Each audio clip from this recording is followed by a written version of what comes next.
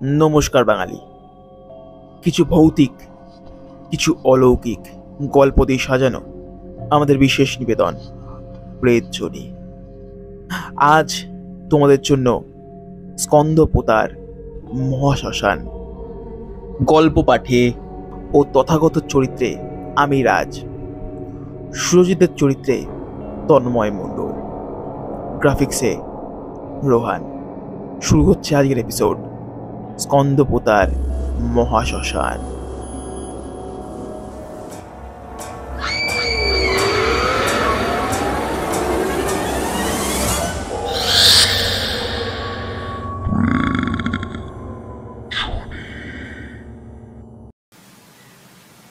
এই সবেমাত্র আমাদের নিউজ চ্যানেলের প্রজেক্ট ডাইরেক্টর মিস্টার অমিতাভ ঘড়ুই ফোন করে আমাকে জানালো যে তিনি আমাদের অফিসের কয়েকজনকে নিয়ে একটি অত্যন্ত জরুরি প্রজেক্ট নিয়ে আলোচনা করবে বলে ভাবছেন। প্রজেক্টের নাম ভূত ও ভুতুড়ে। আমাদের নিউজ চ্যানেলে এই প্রথমবার মানুষের কাছে তুলে ধরা হবে কলকাতা ও কলকাতার বাইরের কিছু ভৌতিক স্থানগুলিকে। এই প্রজেক্টের দ্বারা আমরা মানুষের কাছে তুলে ধরব যে তারা কেন এইসব জায়গা যেতে ভয় পান এবং সত্যিই কি এইসব জায়গার প্রতি ভয় পাওয়াটা যথাযথ নাকি পুরোটাই কাকতালীয়। টিম লিডার হিসেবে আমাকে সামনে রাখা হলেও আমার এমনিতে কোনো আপত্তি ছিল না। একেই এত বড় প্রজেক্ট, চ্যানেলের টিআরপি বাড়ার সঙ্গে সঙ্গে আমার প্রমোশনের কথাও যে উঠবে না এমন কথা নয়, তাই আর কোনো কিছুতেই নাকচ করলাম না। টিম হিসেবে আমাকে দেওয়া হলো ক্যামেরাম্যান সুরজিৎ দত্তকে। অ্যাসিস্ট্যান্ট ডাইরেক্টর হিসেবে কাজ করবেন আমার সাথে প্রমীলা দলুই। ওর সাথে টিম ক্রু হিসেবে থাকবে তন্ময় প্রামাণিক, অর্জুন ভট্টাচার্য এবং স্নেহা ঘোষ। ও, আমার নামটা তো আপনাদেরকে বলাই হলো না। আমি তথাগত বণিক। ক্যালকাটা ইউনিভার্সিটিতে জার্নালিজম নিয়ে পড়াশোনা করে এই 5 বছর হলো এই নিউজ চ্যানেলটির সাথে যুক্ত। বিয়ে হয়নি, তবে করব ভাবছি। বাড়িতে বাবা মা ছোট বোনকে নিয়ে বেশ দিনগুলো ভালোই কাটছে। যাই হোক, অমিতাভ স্যারের ফোন করে সমস্ত প্রজেক্টের কথাগুলো আমাদের সবাইকে জানানোর পর দেখলাম হোয়াটসঅ্যাপে একটা লিস্ট আসে আমার কাছে। লিস্টে লেখা কলকাতা ও কলকাতার বাইরের অঞ্চলের ভৌতিক জায়গার নাম ও ঠিকানা। টিমের সাথে কথা বলে ঠিক হলো 15ই আগস্ট, অর্থাৎ এই 2 দিন পরেই আমাদের প্রজেক্ট শুরু করা হবে।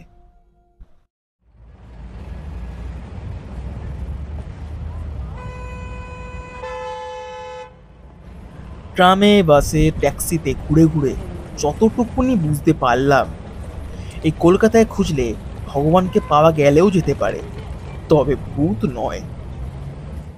মানে গোটা কলকাতা তন্ন তন্ন করে খুঁজে ফেলার পরও ভূত পাওয়া জীবনের টিকটুকুনিও খুঁজে পেলাম না। লোকের কথা অনুযায়ী পার্কস্ট্রিট সিমেট্রি নাকি প্রচন্ড ভৌতিক। সেখানে নাকি আনাচে কানাচে আবহাওয়া ভীষণ ভারী, গেলেই নাকি গায়ে কাঁটা দিয়ে ওঠে। টিম নিয়ে পৌঁছালাম, তবে সেখানে গিয়ে কিছু কপতির প্রেমলীলা ছাড়া তেমন কিছু চোখে পড়ল না। একে একে ন্যাশনাল লাইব্রেরি, পুতুল বাড়ি, এদিক ওদিক শ্মশানঘাট সব জায়গাতে ঘুরলাম, তবে ভূত সেও বোধ হয় মানুষের জ্বালায় পালিয়েছে। তবে কিছু জায়গায় ভারী কিছু অনুভব হলেও তাতে শুধুমাত্র ওই অনুভূতিটুকুই, হাতে নাতে তেমন কিছু পাওয়া যায়নি। আমাদের বানানো ভিডিও ও প্রজেক্ট যতটুকুনি নিয়ে আমরা বুঝতে পেরেছিলাম, এটুকুতে আমরা শিওর ছিলাম এডিটিং এর পর কাস্ট হলেই এই প্রজেক্টের টিআরপি বাড়তে বাধ্য। 1 সপ্তাহের মধ্যে গোটা কলকাতার শ্মশানঘাট, ভূত বাংলো, কবরস্থান ঘুরে বেড়ানোর পর 2 দিনের জন্য একটু রেস্ট নিয়েছিলাম। ভাবলাম রোববারের বাজার, বাড়িতে আছি, বাজার হাট করে খেয়ে দিয়ে দুপুরে বেশ একটা শান্তির ঘুম দেব। তবেই বলে না, কপালে না থাকলে ঘি, ঠকঠকালে হবে কি। ঠিক ওই হলো আমার সাথে। দুপুরে খাওয়া দাওয়ার পরে সবেমাত্র ভাত ঘুমটা দেব, ঠিক সেই মুহূর্তে একটা ফোন আসে। ফোন তুলতে একজন ভীষণ ভারী কণ্ঠে অতি ধীরে ধীরে বলল, নমস্কার, আমি কি মিস্টার অমিতাভ বাবুর সাথে কথা বলছি? হ্যাঁ, বলছি, বলুন। খবর পেলাম আপনারা কলকাতার বাইরের ভৌতিক জায়গাগুলিকে নিয়ে কি সব প্রজেক্ট বানাচ্ছেন। কথাটা শুনে সত্যিই প্রচন্ড অবাক হলাম। আমরা যে এমন কিছু বানাচ্ছি এ তো তেমন কারোর জানার কথাই নয়। তবে ইনি কি অন্য কোনো চ্যানেলের বিশেষ কোনো ব্যক্তি যে আমাদের উপর নজর রাখছেন? বললাম, তা আমরা চাই নিয়ে প্রজেক্ট বানাই, আপনি আমাদের উপর এত নজর রাখছেন, আপনি কি আমাদেরকে নিয়ে কোনো প্রজেক্ট বানাচ্ছেন নাকি? না না মশাই, ওসব আমার কাজ নয়। আমি তো ফোন করলাম আপনাকে একটা নতুন খোঁজ দেবার জন্য। আপনি তো খামোখাই চড়ছেন বাবু। জায়গার খোঁজ? কি জায়গার খোঁজ?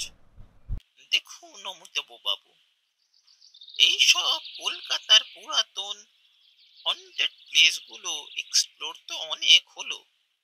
এমন কিছু করুন যার কারণে আপনার প্রমোশনটা একদম মাখনের মতন এগোবে। বাবা, একদম পড়াশোনা করে এসেছে। আমার প্রমোশনের দরকার, কি করলে যে আমার ভালো হবে সবই তো দেখছি একজন হুবহু মুখস্থ। বললাম, আপনি কে মহাজন? আমার এত ভালো কেনই বা করছেন? আমি কোনো মহাজন টহাজন নই রে বাবা। যাই হোক, আমি একজন সামান্য লেখক। এইসব ভূতের গল্প, ভূতের জায়গা ঘুরতে পছন্দ করি। আপনারা এইসব করছেন জেনে ভাবলাম এই জায়গাটার ব্যাপারে আপনাদেরকে বললে আপনার যদি ভালো হয় তবে মন্দ কোথায়। আর এমনিও আমি আপনার ছোটখাটো ভক্ত বলতে পারেন। বাবা, ভক্ত? তা আমি এমন কি করলাম যে আমার ভক্ত হয়ে গেলেন আপনি? করেছেন করেছেন, পরে দেখা হলে বলবো না হয় এসব কথা। আমি আপনার নাম্বারে একটা লোকেশন শেয়ার করলাম। জায়গাটি কাল দুপুর নাগাদ বেরিয়ে পড়ুন। আর খেয়াল রাখবেন, আপনার সঙ্গে যত কম লোক থাকবে ততই মঙ্গল। একা গেলে আরো ভালো হয়। আপনারা যেটা খুঁজছেন সেখানে আর যাই হোক ওটার কোনো অভাব নেই। রাখলাম। কথাগুলো হজম করতে খানিকটা সময় লাগলো আমার। কোথা থেকে একটা উড়ন্ত লোক এসে আমায় একটি জায়গার লোকেশন পাঠালো এবং বলল সেখানে এমন কিছু আছে যেটা আমাদের আমার প্রমোশনের জন্য অত্যন্ত দরকার। বিশ্বাসযোগ্য না হলেও পরে হোয়াটসঅ্যাপের ওই লোকটার ছবি দেখে চিনতে বেশিক্ষণ লাগলো না। হুম, লোকটা আর কেউ নয়, আমার কলেজ লাইফের খুব কাছের বন্ধু চিরন্তন ভট্টাচার্য। লেখালেখি, ভৌতিক জিনিসপত্রের উপর প্রথম থেকেই ওর প্রচন্ড নেশা ছিল। আমাদের মাঝে কিছু মতবিরোধ হওয়ার কারণে ছোট্ট ঝামেলাও হয়। তাই তবে নিজ্ঞাত সোশ্যাল মিডিয়াতে বাবা যেমন প্রচন্ড কাঁচা, তাই অনায়াসে ধরা পড়ল। লোকেশন পাওয়ার পর কিছুক্ষণের মধ্যেই তন্ময় জায়গাটির বিষয় সব কিছু জেনে আমাকে জানালো যে জায়গাটি কলকাতা থেকে 4 ঘন্টা দূরত্বে অবস্থিত একটি অত্যন্ত গ্রাম্য এলাকা। জায়গাটির নাম স্কন্দপোতার মহাশ্মশান। জায়গাটির বিশেষত্ব শুনে প্রচন্ড অবাক হয়েছিলাম। এই মহাশ্মশানটি নাকি অত্যন্ত পুরনো, তবে অদ্ভুতভাবে এখানে মরা পোড়ানো হয় না।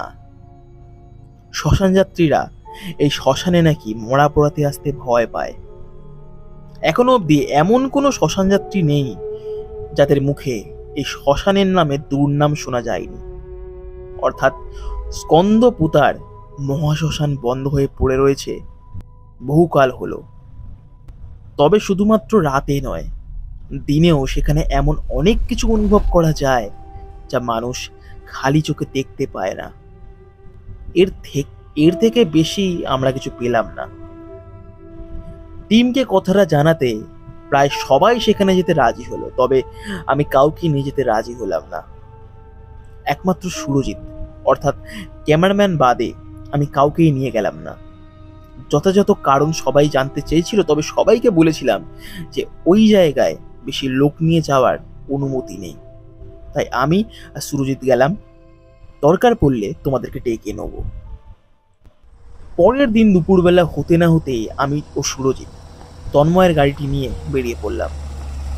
দুজনেই গাড়ি চালাতে পারি। প্রথমে সুরজিৎ চালাচ্ছে, কিছুক্ষণ পর ও টায়ার্ড হওয়ার পর আমি চালাবো। গাড়ি চালাতে চালাতে অনেক কথোপকথন হলো, তবে শুরুতে সুরজিতের একটি কথায় প্রচণ্ড চিন্তায় ফেললো আমায়। সুরজিৎ বলল, স্যার, ওখানে যাচ্ছি সেসব তো বুঝলাম, কিন্তু এমন কি আছে বলুন তো, যে ওখানে অত বড় শ্মশান থাকা সত্ত্বেও কেউ মরা পোড়াতে আসে না? আর অমন উড়ন্ত খবরে যাওয়াটা কি উচিত হচ্ছে স্যার? এই দুটো প্রশ্নের কোনো উত্তরই আমার কাছে ছিল না। এত বড় শ্মশান কেন মরা পোড়ানো হয় না, এবং ওই উড়ন্ত খবরে যাওয়াটা কি উচিত হচ্ছে কিনা, এর কোনো উত্তরই আমার কাছে নেই।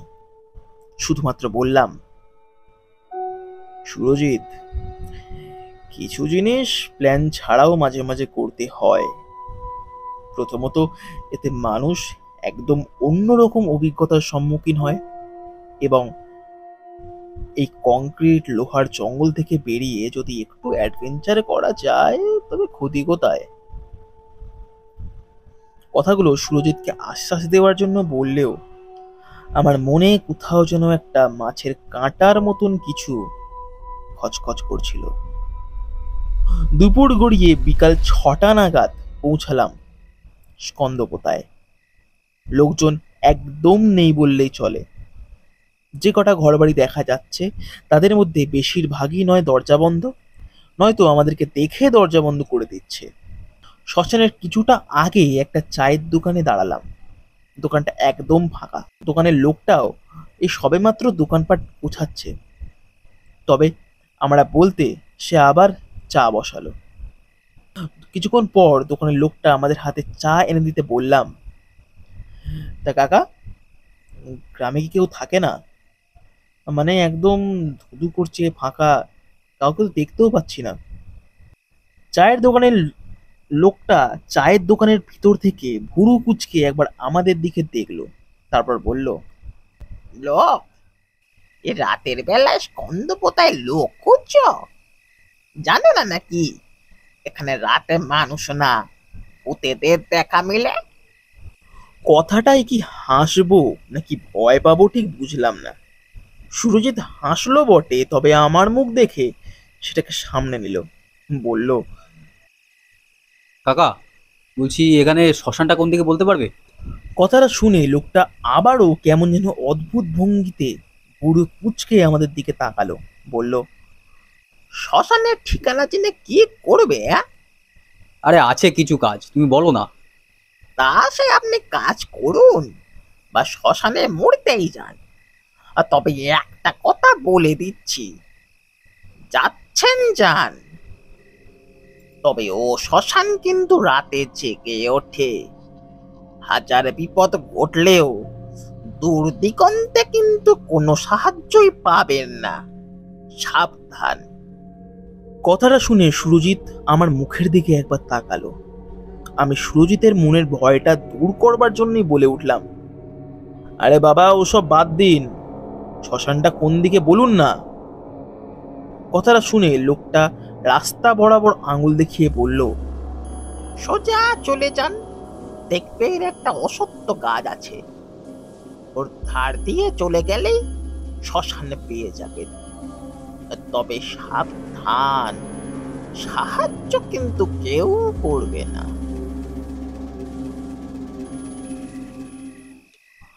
লোকটা দেখানো রাস্তায় কিছুক্ষণ একইভাবে গাড়ি চালানোর পর সামনে এলো একটা মোটা বড় অশ্বত্থ গাছ, এবং অশ্বত্থ গাছের পাশ থেকেই একটি অন্ধকার গলি ঢুকে গেছে শ্মশানের দিকে।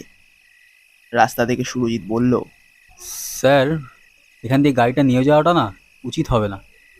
গাড়িটা সাইডে পার্ক করছি, আপনি হেঁটেই চলুন। হ্যাঁ, আমারও তাই মনে হচ্ছে। যাবে না এই রাস্তায় গাড়ি, রাখো, সাইডে রাখো। গাড়ি সাইডে পার্ক করে ওই অন্ধকার রাস্তায় দুজনে মিলে হাঁটতে শুরু করলাম। একটা সরু রাবিশ ফেলা রাস্তা, অন্ধকার এতটাই গাঢ় যে হাতের টর্চটা যদি নিভিয়ে দিই তবে আমরা একে অপরকেই দেখতে পাবো না। দুধারে ঘন বন এবং ডান দিকে জঙ্গলের মধ্যে দিয়ে একটা সরু খাল চলে গেছে। সুরজিৎ, কিছু বুঝতে পারছো? সুরজিৎ একবার এদিক ওদিক তাকিয়ে বলল, কেন স্যার? কলকাতায় যে কটা জায়গায় ভূত বাবা জীবনগুলোকে খুঁজতে গেছি, একটা জায়গাতেও কিন্তু আমি এমন আবহাওয়া খুঁজে পাইনি। এখানে ঢোকা মাত্রই কেমন যেন সারা শরীর ভারী হয়ে গেছে। একটা পচা গন্ধ পাচ্ছ? হ্যাঁ স্যার, হালকা হালকা পাচ্ছি। কেন বলুন তো? আমি রিসার্চে জানতে পেরেছিলাম ভূতেরা এমন আবহাওয়া প্রচন্ড পছন্দ করে, আর তিনারা যেখানে থাকেন এমন গন্ধ নাকি সেইখান থেকেই পাওয়া যায়। কথাটা শুনে সুরজিৎ খানিক নড়ে চড়ে উঠল। বুঝতে পারলাম সুরজিৎ ভয় পেয়েছে। সেটা বুঝে বললাম, তুমি চিন্তা করো না, তেমন যদি তেমন কিছু হয় তার জন্য কিছু সাজ সরঞ্জাম আছে আমার কাছে বাবা। ওসব থাকলে বুধ ধারে কাছেও ঘেঁষে না। কি সরঞ্জাম? তেমন কিছুই না, মন্ত্র দিয়ে পোড়ানো গঙ্গার জল আর সব থেকে বড় অস্ত্র, আগুন। কথাটা শুনে সুরজিৎ দেখলাম মাথা নাড়ালো বটে, তবে ঠিক বিশ্বাস করে উঠতে পারলো না। আসলে দোষ নয়, যে আবহাওয়ার মধ্যে আমরা এই মুহূর্তে বর্তমান, সেই আবহাওয়ায় আর যাই হোক নির্ভয়ে থাকা যায় না। অন্ধকার রাস্তা দিয়ে যতই এগোতে থাকি অন্ধকারটা যেন তত গাঢ় হতে শুরু করে, আর তার সঙ্গে শুরু হয় কান ফাটানো শেয়ালের ডাক। সুরজিৎকে ক্যামেরা শুরু করতে বললাম। মাইক ক্যামেরা অন করে শুরু করলাম আমাদের কাজ। কাজ শুরু হলো বটে, তবে ক্যামেরার দিকে তাকিয়ে যতবারই কিছু বলতে যাব ঠিক ততবারই মনে হচ্ছিল আমার পেছন দিক থেকে কেউ যেন বারংবার হেঁটে যাচ্ছে। তার সম্পূর্ণ পায়ের আওয়াজ আমি ও সুরজিৎ দুজনেই পাচ্ছিলাম। বারবার চমকে চমকে উঠে যতটা সম্ভব আমরা সেইগুলো কভার করতে থাকি। কভার করতে করতে কিছুটা হাঁটার পর প্রবেশ করলাম স্কন্দপোতার মহাশ্মশানে। এখানে জায়গাটির একটু বিবরণ দিতে হবে। শ্মশান বলা ভুল হবে, বিশাল এক খালি জায়গা। অন্ধকার এতটাই গাঢ় যে ক্যামেরা অন করলে সুরজিৎ যে ক্যামেরার ওধারে আছে তাই বোঝা যাচ্ছে না। জায়গাটি সম্পূর্ণভাবে ঝোপঝাড় জঙ্গল দিয়ে ঘেরা। যতক্ষণ আমরা ওই শ্মশানের রাস্তার বাইরে ছিলাম ততক্ষণ এক অন্যরকম আবহাওয়া ছিল আমাদের আশেপাশে। তবে ঠিক যখন থেকে আমরা শ্মশানের রাস্তায় প্রবেশ করেছি তারপর থেকে অনুভব করছি আবহাওয়াটা ধীরে ধীরে কেমন যেন ভারী হতে শুরু করেছে। আর ঠিক যখনই আমরা শ্মশানে পা রাখলাম আবহাওয়াটা কেমন যেন আরো ভারী, আরো বেশি থমথমে হয়ে উঠল। শ্মশানে আসার রাস্তায় তবুও ঝিঁঝির ডাক ও শেয়ালের ডাক শোনা যাচ্ছিল, তবে এখানে প্রকৃতি যেন বোবা হয়ে গিয়েছে। মাঝে মাঝে এই আশেপাশের গাছগুলো কেমন যেন কেঁপে কেঁপে উঠছে। আশেপাশের আবহাওয়ায় বিন্দু মাত্র হাওয়া নেই, তবে অত মোটা মোটা গাছগুলো কে কাঁপাচ্ছে এমন ভাবে? সুরজিৎকে বললাম, সুরজিৎ ছটফট করে কাজ শুরু করো, বেশিক্ষণ থাকা যাবে না এখানে। কথাটা বলার সঙ্গে সঙ্গেই সুরজিৎ ক্যামেরা অন করে ভিডিও করা শুরু করলো। কিছু দরকারি ফুটেজ নিয়ে আমার বক্তব্য নিয়ে 15-20 মিনিটের মধ্যেই আমরা শুট শেষ করলাম। শুটের মাঝে এমন কিছু কিছু ঘটনা ঘটেছে যার ব্যাখ্যা আমরা দুজনে কেউ পাইনি।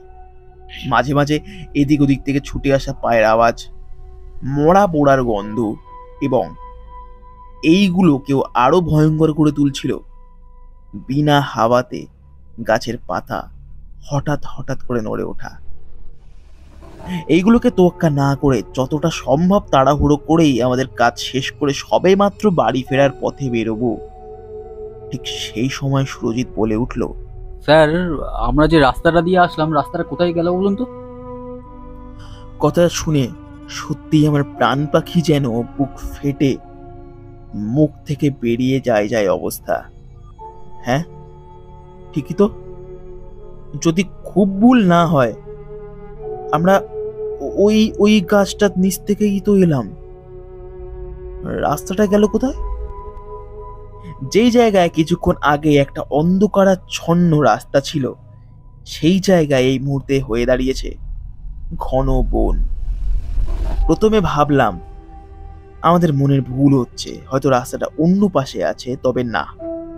ফ্ল্যাশ লাইট অন করে তন্ন তন্ন করে খোঁজার পরও রাস্তা খুঁজে পেলাম না। উল্টে তার জায়গায় এলো আরো ভয়ঙ্কর কিছু। হঠাৎ করেই কোথাও থেকে যেন মরা পোড়ার গন্ধটা চারিদিকে ভরে উঠতে শুরু করলো। এত মরা পোড়ার গন্ধ আসছে কোথা থেকে? খুব জোরে ফেসে গেছি মনে হয়। রাস্তা খুঁজে বার করো সুরজিৎ, রাস্তা খুঁজে বার করতেই হবে আমাদের। নাকে হাত চাপা দিয়ে তন্ন তন্ন করে খোঁজার পরও রাস্তা পাওয়া গেল না। যেই মুহূর্তে আমরা হাঁপিয়ে উঠে দুজনে একসঙ্গে দাঁড়িয়েছি, ঠিক সেই মুহূর্তে এলো গাছের ওপর থেকে খিলখিলি হাসির শব্দ, এবং কেউ যেন ভীষণ কুৎসিত গলায় বলে উঠল,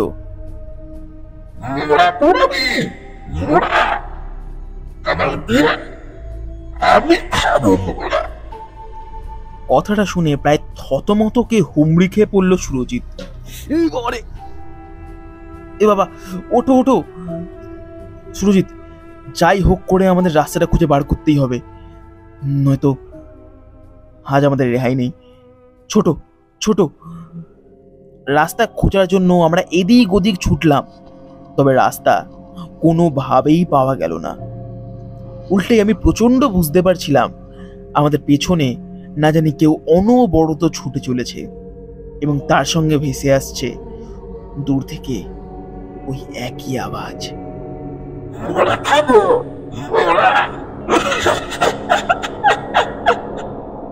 কতক্ষণ ওইভাবে দৌড়াচ্ছিলাম মনে নেই, তবে হঠাৎই মাথায় আসে আমার ব্যাগে থাকা ওই পোড়া গঙ্গার জলের কথা। কথাটা মাথায় আসতেই সুরজিৎকে বললাম, সুরজিৎ, আমার ব্যাগ থেকে ওই ওই পোড়া গঙ্গার জলটা বার করো। কথাটা শুনে সুরজিৎ ঝটফট ব্যাগ থেকে পোড়া গঙ্গার জলের বোতলটা বার করলো। হাতে নিয়ে ছিটিয়ে দিলাম এদিক ওদিক, এবং ঠিক তখনই শোনা গেল প্রচন্ড জোরে একটি চিৎকার।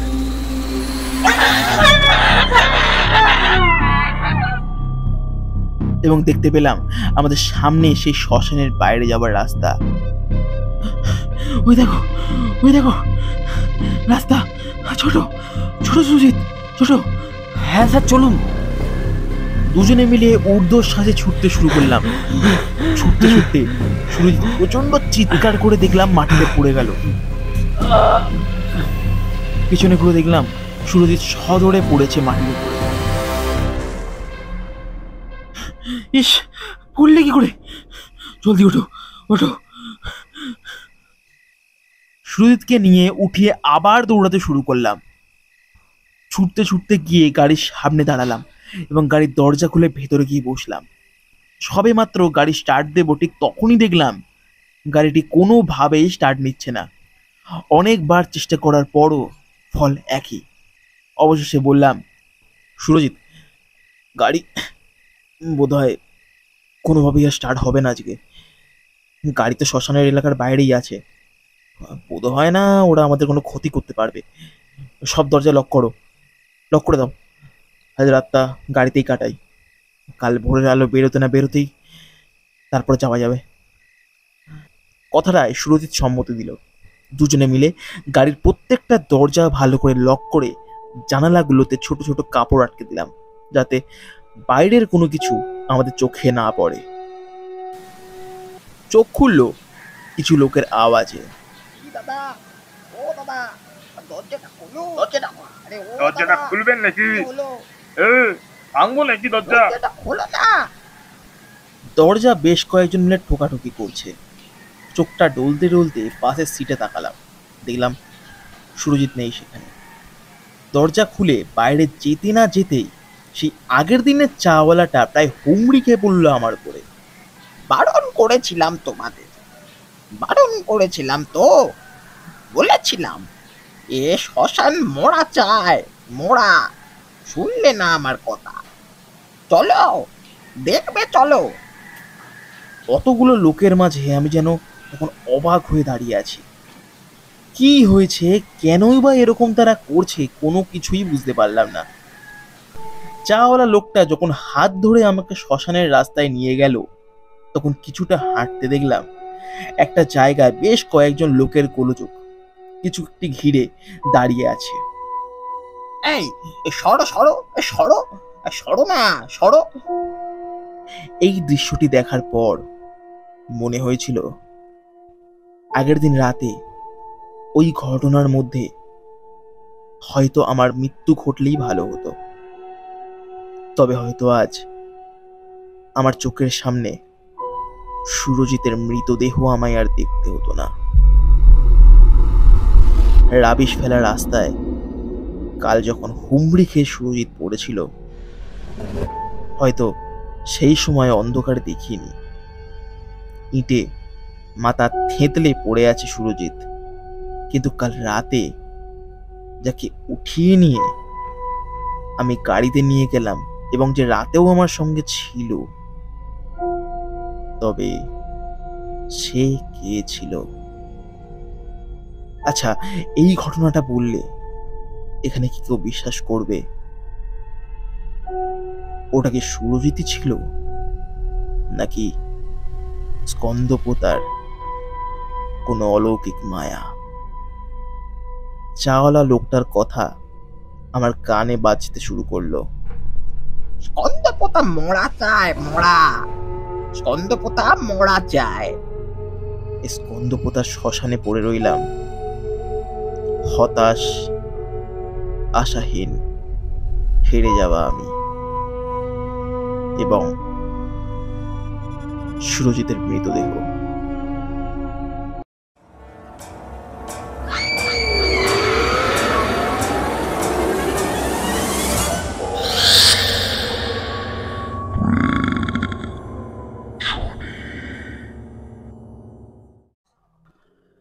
কেমন লাগলো আজকের গল্প?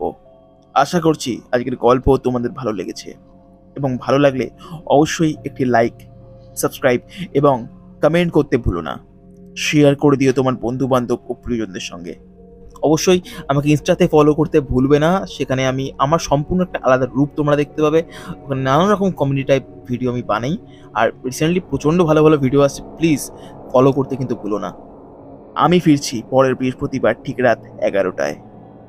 আজকের জন্য সকলকে শুভরাত্রি।